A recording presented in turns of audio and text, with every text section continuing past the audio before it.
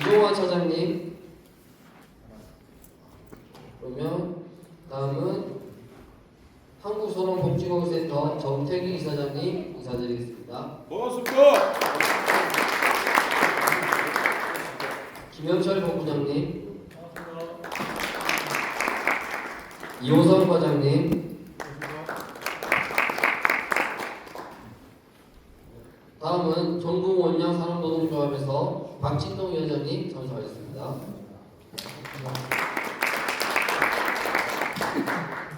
이하 원양산업노동조합에서 김영수 사무처장님, 백형일 조직부장님, 박준혁 홍보부장님 참석하겠습니다. 오늘은 선언노동에서 많은 분들이 참석해 주셨는데요. 먼저 박영삼 본부장님, 고맙습니다. 최정수 국장님, 고맙습니다. 김준호 부장님, 고맙습니다. 고민경 부장님 참석해 주셨습니다. 다음은 해운산업신문 김학준 국장님 반갑습니다. 이후에도 참석하시는 외부분 계실 경우에 차후에 별도로 소개해드리도록 하겠습니다. 다음은 우리 해운협의회 의장이시고 현재 선언노동위원장을 맡고 계신 김기영 위원장님께서 인사 말씀이 있으시겠습니다. 네, 반갑습니다.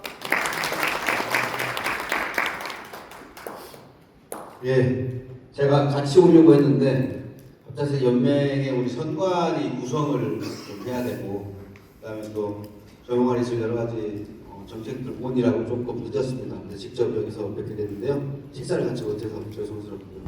오늘 우리 춘계 정책토론회를 이쪽 왔는데 제가 처음 와본 곳입니다. 여기 좋은 게 있는지 몰랐습니다. 그런데 보다 보니까 처음에 올 때는 투덜거리면서 왔는데 보고 나니까 좀 괜찮은 것 같다라는 생각을 해서 오신 분들 다 그랬을 것 같습니다.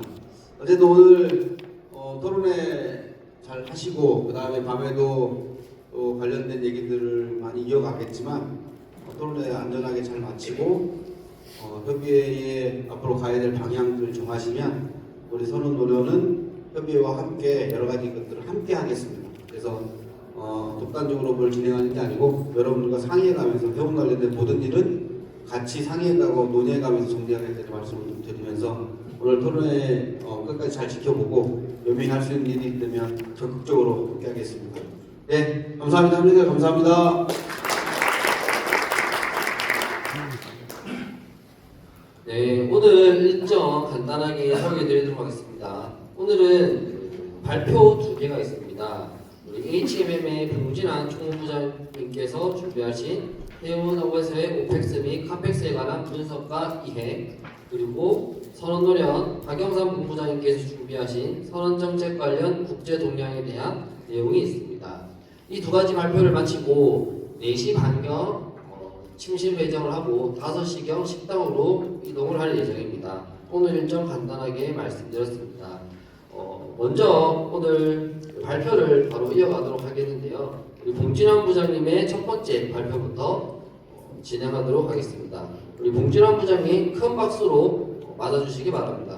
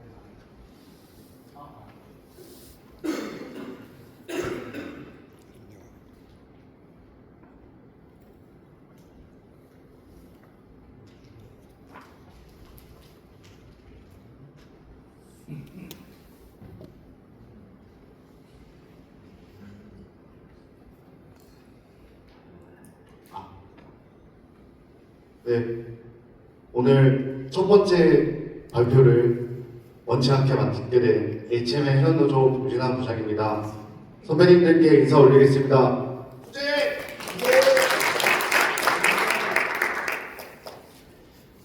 제가 벌써 이 정책 토론회에서 발표를 맡은 지 한 세 번째 되는 것 같은데 이번 주제가 제일 어려운 것 같습니다. 저도 골라놓고 어제 자료를 만들면서 많이 후회를 했는데 제가 준비한 내용이 조금 틀릴 수도 있고 또 현업에 계신 분들께서 보시기에 잘못된 부분이 조금 있을 수도 있겠지만 최대한 후배가 열심히 준비해서 이제 선배님들 앞에서 말씀드린다고 생각해 주시고 너그럽게 봐주시면 감사하겠습니다.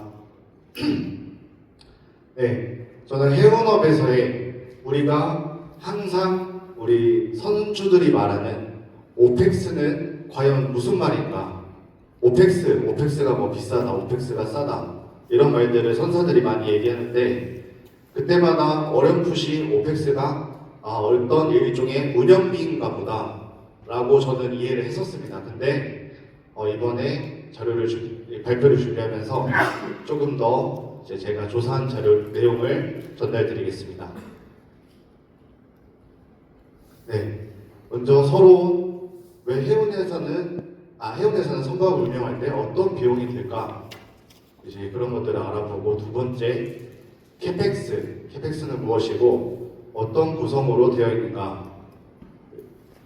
네, 번호가 잘못됐습니다. 세 번째 오펙스, 우리가 흔히 말하는 오펙스의 뜻. 그리고 네 번째 캐펙스, 오펙스 말고도 부야지 익스펜스라는 요소가 또 있습니다.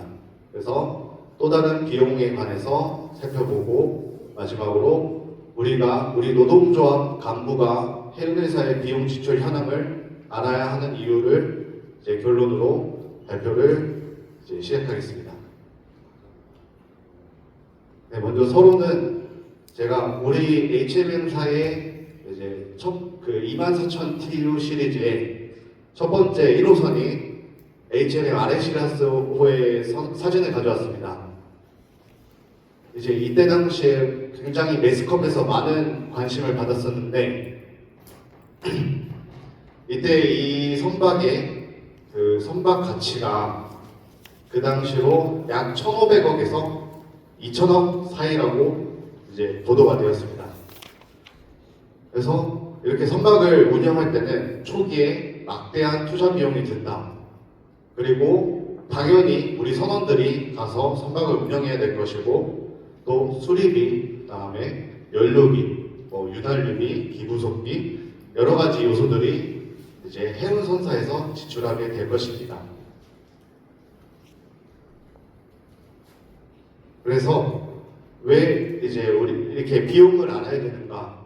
여기 빨간색을 보시면 비용이라고 제가 큼지막하게 적었는데 우리가 수익에서 비용을 제외하고 나면 이익이 남습니다.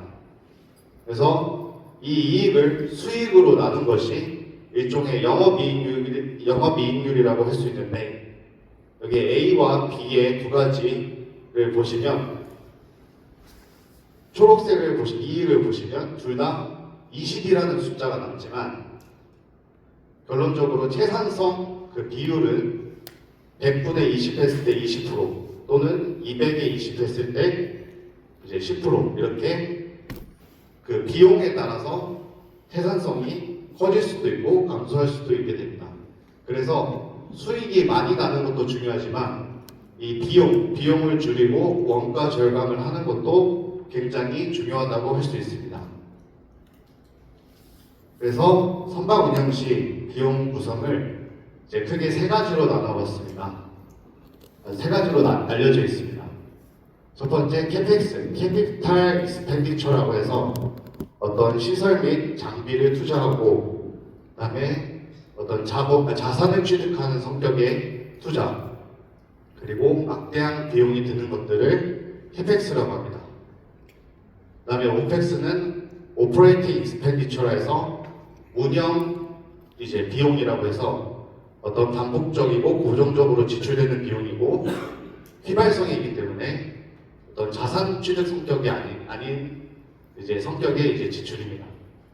그리고 선박을 운항 가능한 상태로 만들기 위한 비용이라고 볼 수 있습니다.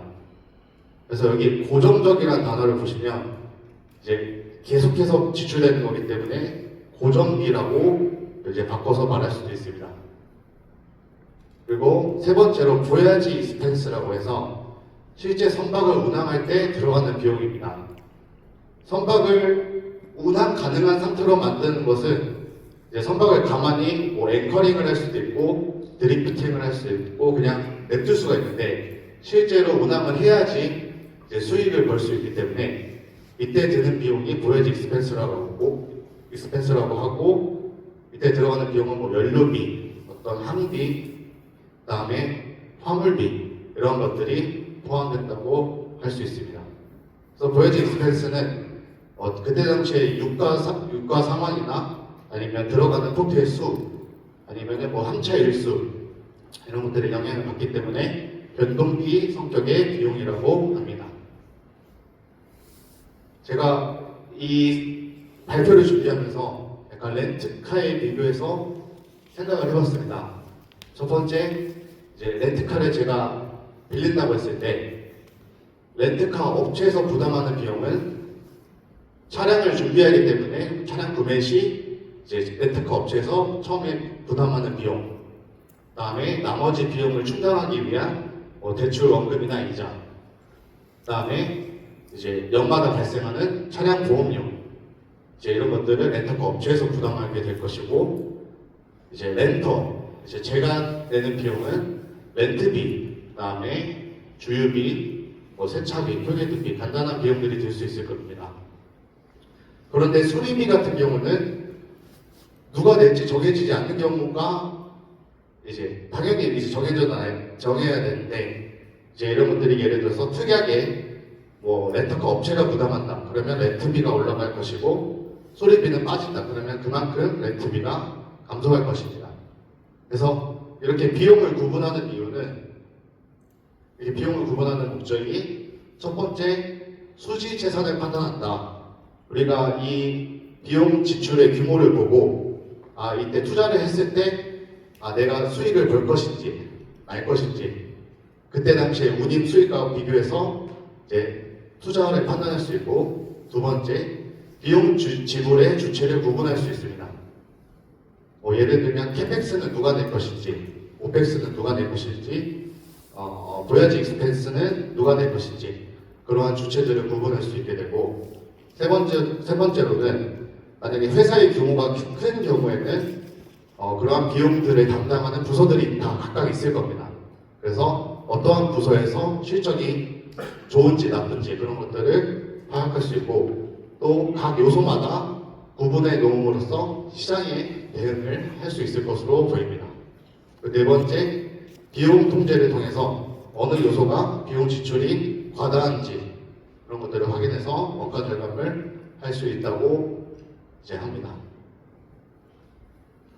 그래서 캐펙스는 이제 여기 사진 보시면 저희 이제 에탄올 추진 선박인 HMM 그리노가 사진으로 나와 있습니다. 작년에 투입돼가지고 지금까지 이제 정상적으로 운영을 하고 있고 이 선박의 사이즈는 이제 선봉량이 9,000 TEU 정도 됩니다.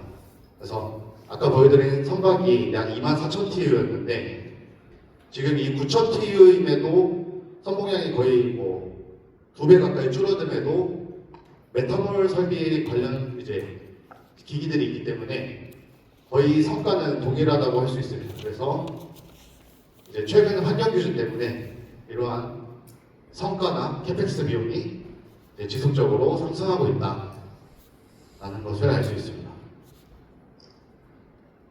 캐펙스의 구성은 이제 4가지로 이제 나뉘어져 있다고 합니다.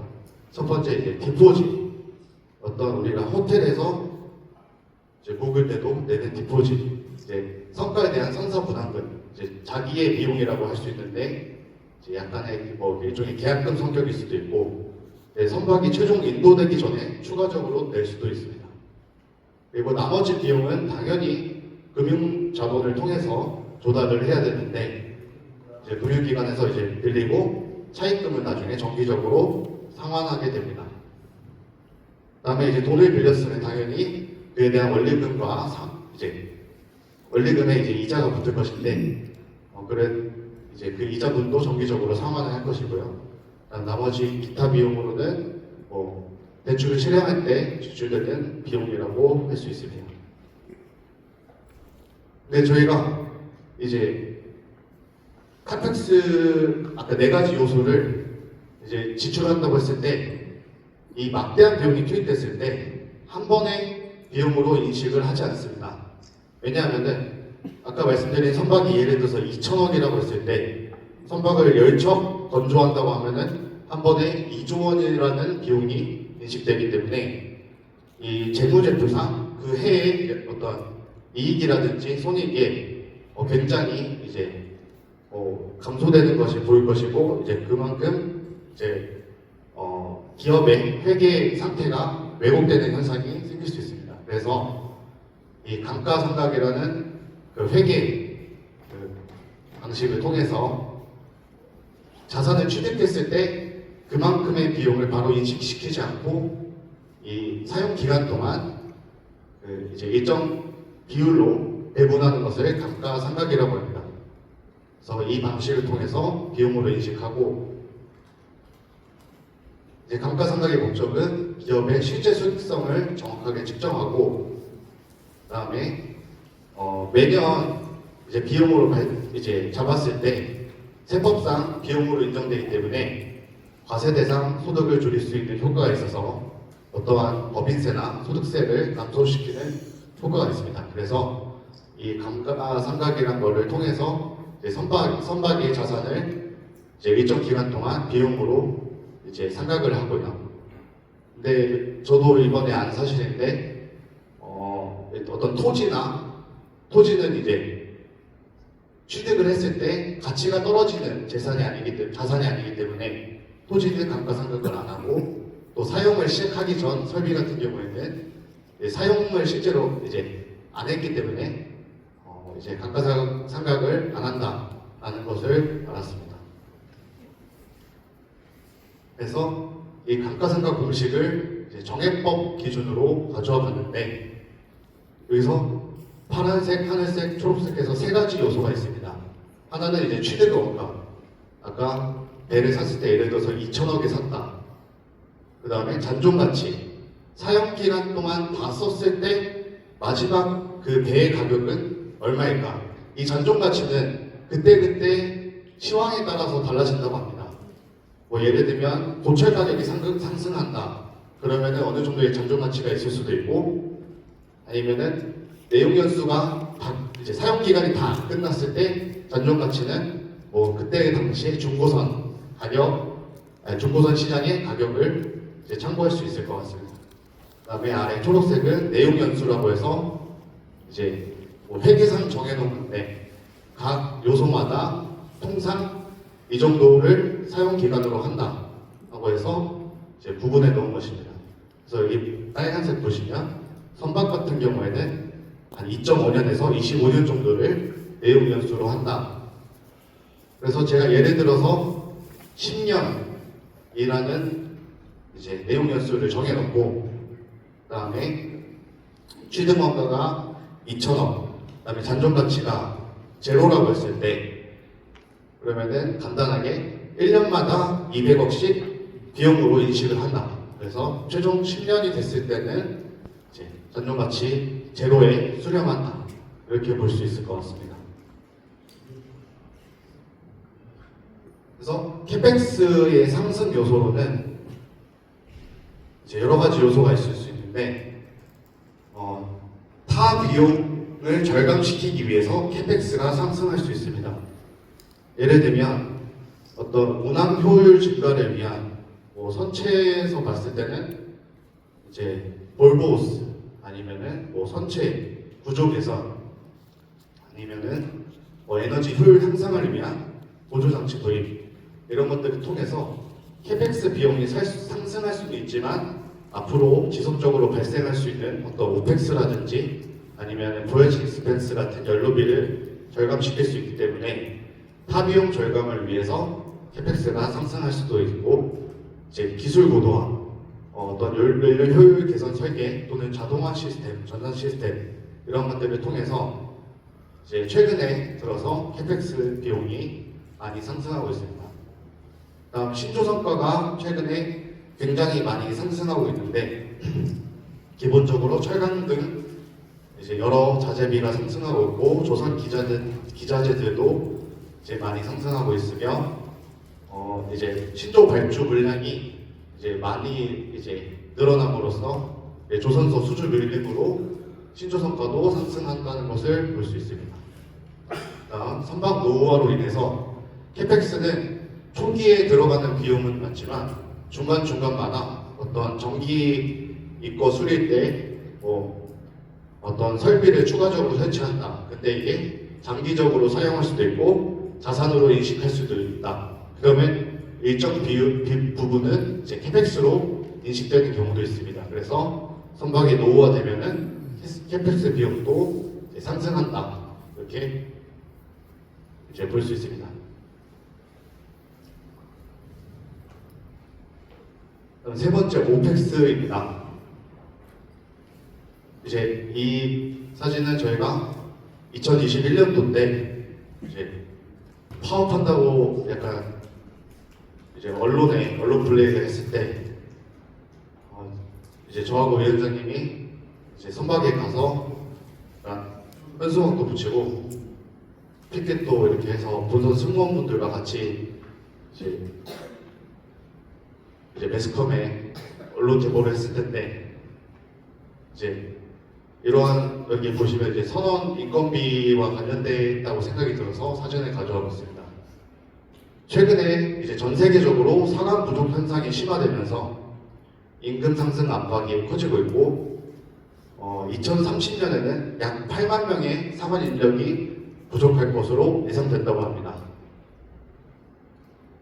오펙스 구성을 보면은 크게 5가지로 볼 수 있습니다.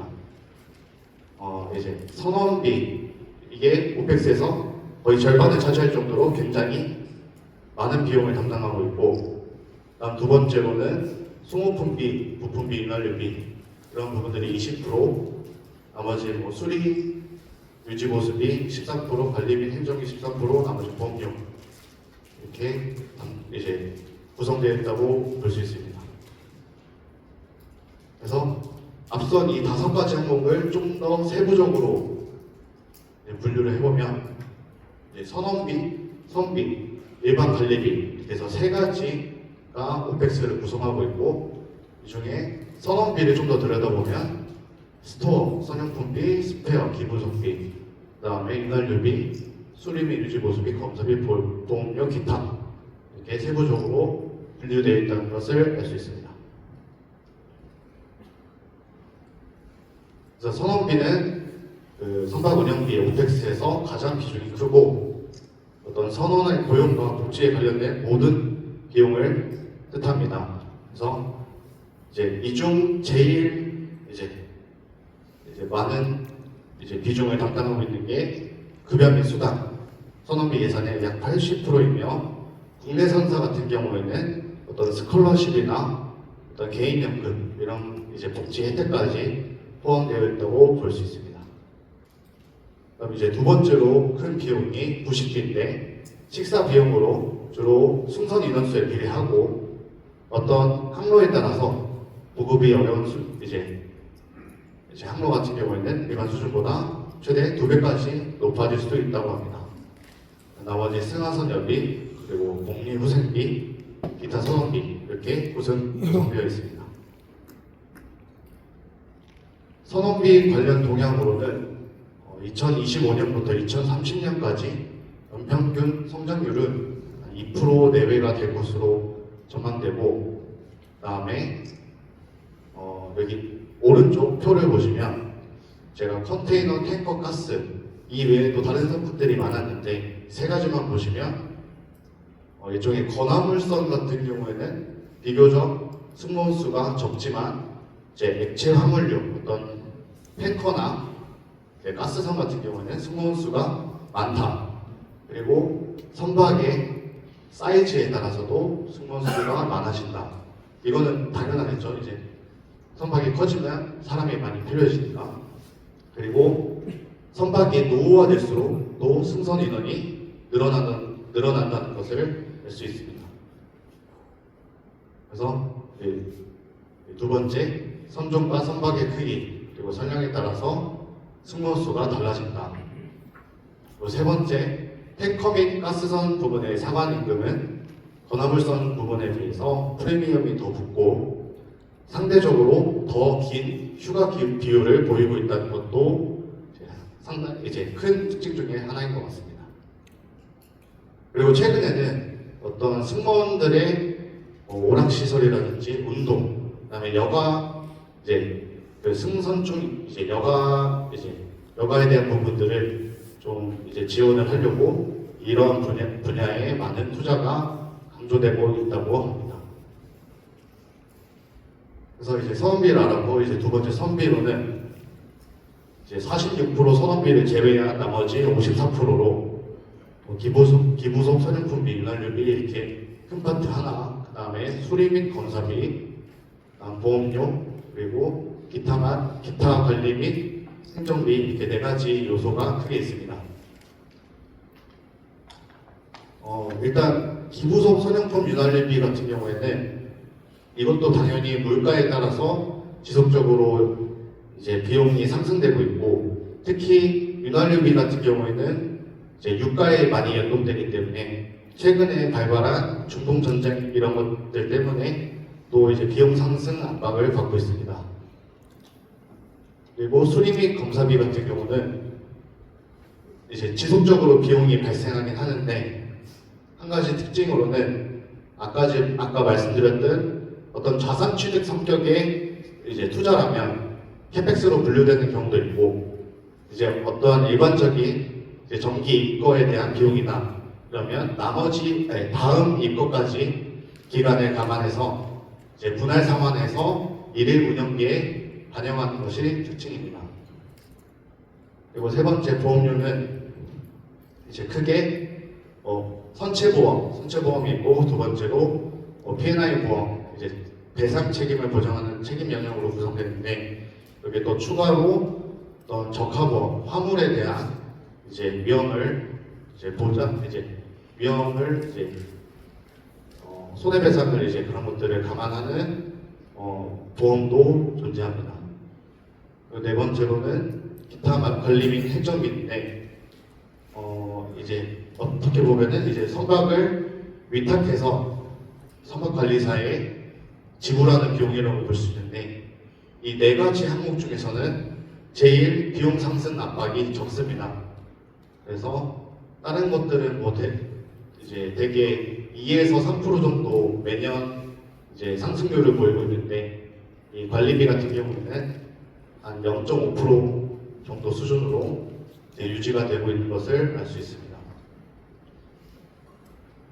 그래서 이것은 제가 드류리 리포트에서 제가 사진을 가져온 것인데, 각 파트별로, 부서별로 비용을 구분해서 그림으로 나타낸 것으로 볼 수 있습니다. 그래서 선용품과 기부속 그리고 윤활유가 어디에서 이렇게 사용되고 있는지, 그래서 갑판부, 기관부, 그다음에 사조부 이렇게 해서 나누어 놓은 것이고, 여기 보시면 영어로 되어 있긴 한데 페인트류 아니면 로프, 와이어 아니면 각종 공구 아니면 안전 장비 등 이런 것들도 들어가 있고, 윤활유 이런 것도 엔진룸 스토어에 들어가 있다라고 볼 수 있습니다. 그래서 윤활유 같은 경우에는 이 기부속 선용품 윤활유 이 파트에서 가장 큰 비용을 차지하고 있기 때문에 제가 슬라이드 한 장을 좀 만들어 봤습니다. 그래서 윤활유는 선박에서 어떤 기계 장치의 마찰 감소나 중화 아니면 냉각, 청결 등 여러 가지 역할을 수행하면서 따로 유압유 같은 경우에는 기계 장치의 작동을 담당하는데 최근에는 저유황 연료의 사용이 늘어남에 따라서 과거에는 그 TBN가라고 하는데 그 이제 윤활유는 그 안에 이제 보통 염기성 물질이 포함되어 있습니다. 근데 최근에는 이제 환경 규제 때문에 저유황 연료를 사용하면서 기존에는 높은 염기성을 요구했었는데 최근에는 염기성보다는 어떤 청결을 위한 세척력이 높은 제품의 수요가 늘어나서 이제 결국에는 이제 부피당 단가가 높아지는 추세라고 합니다. 그래서 이제 네 가지 크게 윤활유를 구성하는 항목들을 보면은 기본적으로 메인 엔진 실린더 오일 이거 같은 경우는 가장 이제 윤활유 파트에서 높은 비용을 차지하고 또 실린더 오일 같은 경우에는 소모성이기 때문에 이제 계속해서 이제 소모량이 많습니다. 그래서 가장 많은 비용을 담당하고 이제 두 번째, 세 번째 어떤 시스템 오일이나 발전기 오일 같은 경우에는 이 오일들은 계속 청전기를 돌려서 사용하기 때문에 이제 전량 교체나 아니면 부분 보충이 이렇게 상시적으로 일어나진 않다라고 할 수 있고 네 번째 기타 오일 같은 경우에는 이러한 오일들은 이제 자주 사용하진 않지만 이제 특수한 목적을 띠고 있기 때문에 소비량은 적으나 단가는 높다는 것을 알 수 있습니다. 그래서 이제 기부속 사용품 윤활유비 관련 동향을 보면 이제 아까 말씀드린 것처럼 물가 상승에 따라서 기부속 사용품 윤활유도 연평균 상승률이 2 내지 3%가 예상이 되고 최근에 중동 전쟁 계기로 더 높은 상승률이 전망되고 있습니다. 이번 실무적인 관점에서는 제가 우리 회사 이제 신조 감독님한테 물어봤는데 이제 일부 기부석 업체의 경우에는 초기에 어떤 기부석을 기자재를 설치할 때는 비용이 싼 것처럼 보이게 했다가 나중에 실제로 기부석을 운영하고 정비를 할 때는 어떤 부품 가격이라든지 유지관리 비용을 높여서 실질적인 총 비용은 더 같거나 더 크게 이제 만드는 경우도 많다고 합니다. 그리고 세 번째, 윤활유는 유가에 가장 영향을 받고 유가 급등은 윤활유 가격을 인상하는 결과를 낳는다. 그래서 최근에는 탄소 배출 규제 준수를 위해서 저부하로 운항할 경우에 이제 엔진 보호를 위해서 더 많은 양의 윤활유 또는 고성능 윤활유가 필요하다는 것을 알 수 있습니다.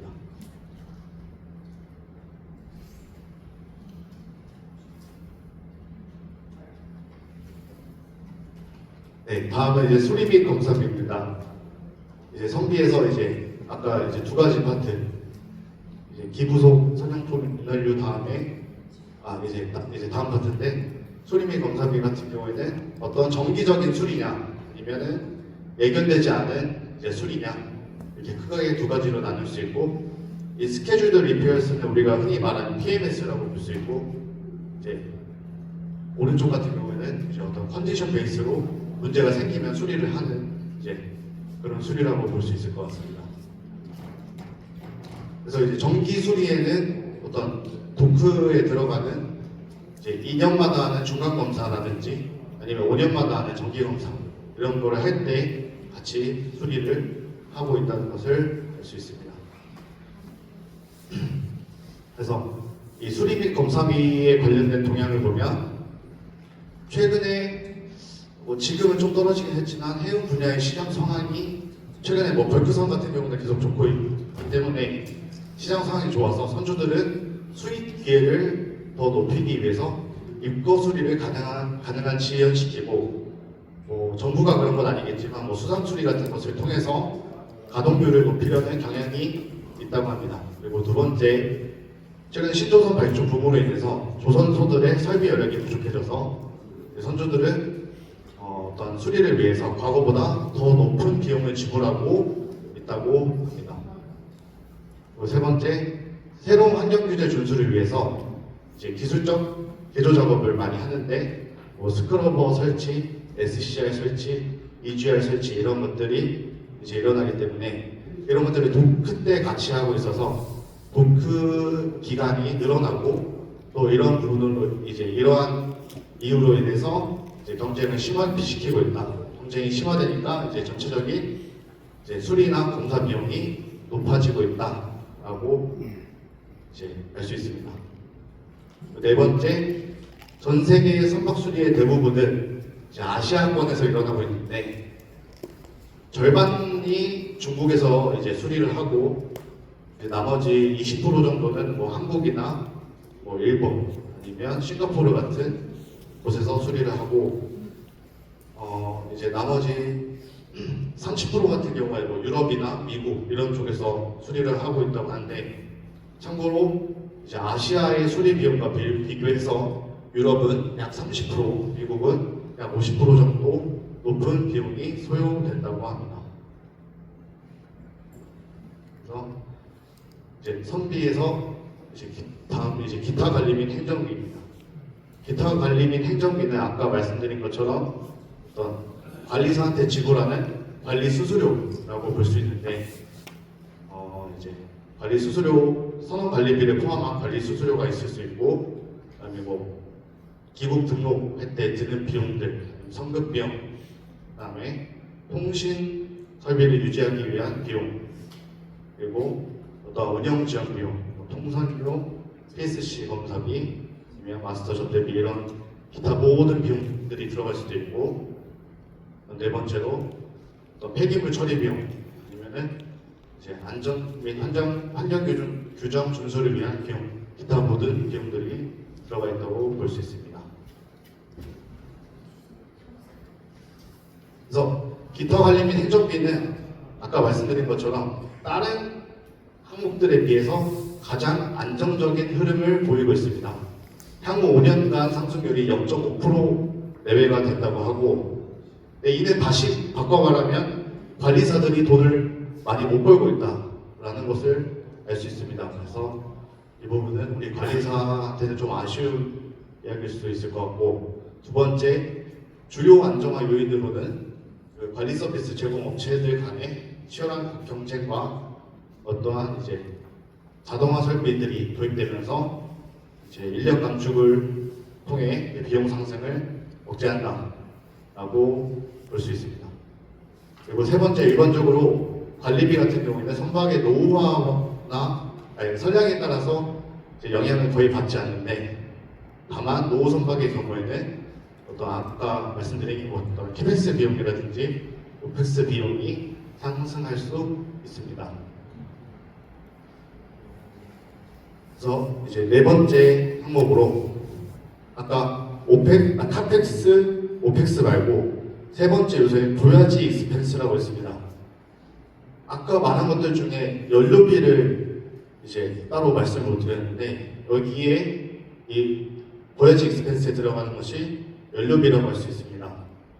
최근에는 유가가 급등하면서 연료비 상승 압박을 받고 있고 환경 규제로 인해서 어떠한 전류, 황유 사용 아니면 LNG나 메탄올 등 대체 연료 사용이 요구되고 있어서 비용 상승 압박이 굉장히 높아지고 있습니다. 그래서 보야지 익스펜스의 이제 구성 요소를 네 가지 보면 먼저 이거를 왜 오펙스와 분리시켜서 이렇게 구분을 했을까라는 것을 보면 오펙스는 선박이 운항 가능한 상태로 만들기 위한 것.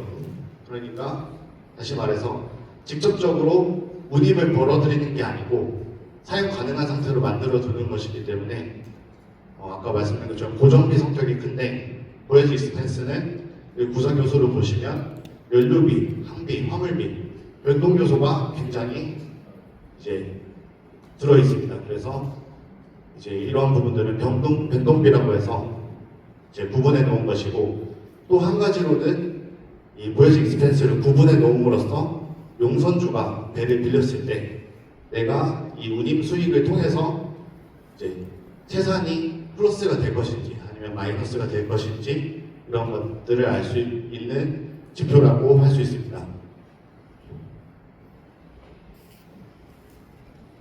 그래서 이제 여기서 첫 번째 운항 비용 중 가장 큰 비중을 차지하는 것이 이제 연료비다.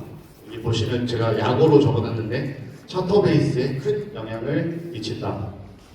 두 번째 항비, 어떤 도선료, 입출 항비, 예선료, 문화 통과료, 이제 여러 가지 항구에 입출항할 때 들어가는 비용이라고 볼 수 있습니다. 그리고 세 번째 화물비, 화물을 이제 운송인이 이제 관리할 때도 뭐 하역비가 경우에 따라서는 들 수도 있고, 뭐 예를 들면 벌크선 같은 경우에는 하역비를 이제 화주가 담당하기 때문에 이제 선종에 따라서 달라질 수 있다. 그리고 화물을 가끔 뭐 부선에다가 이제 뭐 보관할 수도 있고 창고 같은 데 보관할 수도 있고 기타 화물과 관련된 모든 비용들이라고 보시면 될 것 같습니다. 네 번째, 최근에 저희 이제 전쟁 위험 지역 이제 추가로 선정이 되면서 이러한 지역에 들어가고 나올 때 관련 선원 수당이라든지 아니면은 입항 통항 시에 드는 이제 보험사에 이제 추가적으로 내야 되는 보험료 이런 것들이 기타 비용이라고 할 수 있습니다. 그래서 이거는 어디 나와 있지는 않았던 거고 제가 그냥 이제 찾아보면서 제가 이해한 건데 저희가 배를 예를 들어서 빌린다고 했을 때 과거부터 이제 내려져 오는 용어가 뭐 BBC다, 뭐 타임 차터다, 보야지 차터다 이러한 용어들을 쓰는데 BBC는 베어보트 차트라고 해서 말 그대로 나 채의 배를 빌려서 내가 직접 운영한다. 그렇기 때문에 오펙스 이런 고정비와 뭐 연료비, 항비 이런 보야지 익스펜스와 추가로 그 배 자체를 빌리는 용선료 이 세 가지를 용선주가 부담한다고 볼 수 있습니다. 일단 두 번째로는 타임 차터, 이제 정기 용선이라고 해서 보야지 익스펜스, 연료비, 항비 이런 것들은 용선주가 내지만 이제 당연히 오펙스 비용을 이제 선주가 내게 되기 때문에 그만큼 용선료가 늘어나게 될 것입니다. 다음 보야지 차터는 어떠한 한 항차 정말 짧은 단위의 이제 기간 동안 이제 배를 빌린다고 했을 때 앞선 비용들은 다 포함된 용선료라고 볼 수 있기 때문에 그만큼 용선료가 더 비싸다고 볼 수 있습니다. 그래서 오른쪽에 보시면 이 비용 부담의 주체가 누구인지를 이제 구분해 놓은 것이고 여기서 갑자기 이제 새로운 용어가 나오는데 이제 차터 베이스, 그다음 하이어 베이스 이 두 가지 용어도 실제 업계에서는 많이 쓰는 용어라고 합니다. 아까 키펙스, 오펙스, 보야지 익스펜스 이런 것들을 그냥 개념적으로 정리한 거는 이제 나와 있지만 실무적으로 봤을 때 선주 입장에서 내가 이 배를 운항하는 것이 좋을 것인가 아니면 용선주 입장에서 내가 이 배를 용선하는 게 좋을 것인가 아니면 선주 입장에서 이 배를 내가 빌려주는 게 좋을 것인가 이런 것들을 이제 알 수 있는 지표라고 할 수 있습니다. 그래서 여기 차터 베이스 보시면 공식이 약간은 복잡한데 여기 분모에 있는 데드웨이트나 항차 가동일수 이런 것들은 제외하고 분자만 보면 운임 수입 총액에서 운항비를 뺀 거라고 볼 수 있습니다. 그래서 제가 오른쪽에 별표로 내용을 정리했는데 F는 수입, 그 다음에 S는 변동비 총액, 아까 변동비는 보야지 익스펜스라고 했고 C는 고정비 총액, 여기서 고정비는 이제 캐펙스와 오펙스를 합한 말입니다. 왜냐하면은 캐펙스도 이제 일정 기간 동안 계속해서 이제 감가상각을 통해서 지출되는 비용이고, 그 다음에 오펙스 같은 경우에도 지속적으로 지출하는 고정비 성격이라고 말씀드렸기 때문에 C에 들어가는 게 캐펙스와 오펙스 이렇게 되어 있고, 결국에 총 비용 K는 변동비와 고정비의 총액이라고 볼 수 있습니다. 그래서 이 차터 베이스 같은 경우에는 수익에서 변동비를 뺀 것인데, 이 차터 베이스는 용선주들이 배를 빌리거나 할 때 이 배를 내가 빌려도 되는 게 맞을지 어떤 이 용선료가 합당한지 이거를 알 수 있는 지표입니다. 예를 들어서 운임 수입이 뭐 10,000불이라고 치고 그다음에 변동비가 5,000불이라고 했을 때 5,000불이 남게 되는데, 예를 들어서 내가 지불하는 용선료가 6,000불이라고 하면은 1,000불이 손실나기 때문에 이 이제 용선을 하면 안 되는 이제 그런 구조가 될 것이고, 그래서 이 차터 베이스를 통해서 이제 용선료를 이제 판단할 수 있다. 적정 용선료를 판단할 수 있다. 그리고 하이어 베이스 같은 경우에는 그래서 C 고정비를 나타내게 됩니다. 그래서 여기 하이어 베이스의 이제 수식을 보시면 뭐 직접 손비, 간접 손비 이런 것들이 있는데, 이게 결국에는 아까 말씀드린 캐펙스와 오펙스를 합한 것이다. 그래서 계속 운항 가능한 상태로 만들기 위해서 들어가는 비용이다 라고 보면 될 것 같습니다. 그래서 이제 제가 만약에 선주일 때 이 고정비는 계속해서 들어갈 것이고, 그래서 내가 이게 운항하는 게 좋을지 안 좋을지는 여기 맨 아래에 왼쪽을 보시면 되는데, 선주가 직접 운항했을 때 운임 수입에서 이제 변동비를 뺐을 때 이 차터 베이스가 하이어 베이스보다 크면 수익이 난다.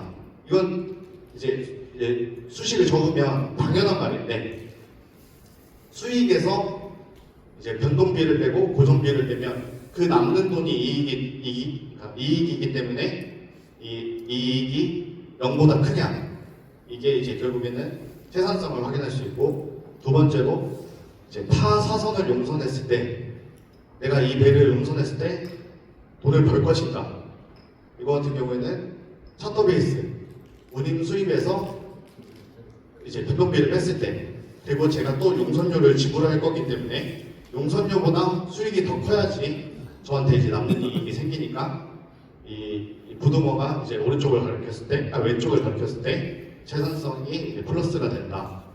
그리고 세 번째, 선주가 대선을 했을 때 당연히 제가 매달 들어가는 비용보다 용선료가 커야지 제가 저한테 이제 선주 입장에서 돈이 남기 때문에 용선료가 이 고정비보다 컸을 때 생산성이 플러스가 된다라는 것을 알 수 있습니다. 그래서 이 비용 구분은 과거에 일본 선주들이 이제 이렇게 구분을 많이 했다고 하는데, 이제 유럽권에서는 이거를 사용 안 한다고 하는데, 아무튼 이러한 비용 구분을 통해서 투자를 판단할 수 있다라고 할 수 있습니다. 그래서 결론으로는 우리 노동조합 어떤 간부나 집행부가 왜 이런 것들을 알아야 되는가? 사실 노동조합은 이제 기업에서 어떤 공시를 통해서 재무제표를 공개하는 경우도 있지만, 이제 공개 안 하는 회사들도 많고, 어떤 회사의 어떤 재무 이제 흐름이라든지 경영 상황을 노동조합에서는 알기 어려운 경우가 대부분입니다. 그래서 이러한 부분들을 조금이나마 이제 파악하기 위해서, 저희의 협상력을 기르기 위해서 이런 비용 지출의 흐름을 보고 회사가 어떤 경영 상황이 좋은 것인지 나쁜 것인지를 이제 알 수 있을 거라고 생각합니다. 그래서 저희가 과거에 어떤 파업 직전까지 이제 몰고 가면서 이제 이런 것들을 진행했을 때, 그때 당시에는 정말 모르는 부분들이 많아서 정말 모르고 회사한테 요구한 것도 많았는데, 이제 이러한 이제 저희의 전문성을 좀 더 키우면서 회사를 사용자를 상대로 이제 협상력을 높여야겠다고 생각을 해서 이제 이렇게 발표를 준비하게 되었습니다. 제가 준비한 발표는 여기까지입니다. 경청해 주셔서 감사합니다.